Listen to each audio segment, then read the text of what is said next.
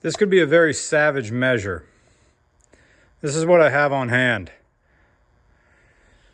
An old reciprocating saw. Now, if the fucker is right there, holding the lower plastic bumper to the top steel one, what's to stop me from just sending this blade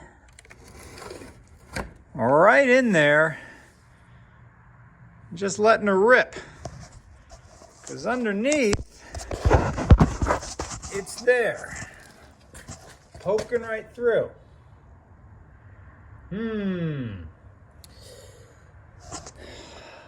This is a solution.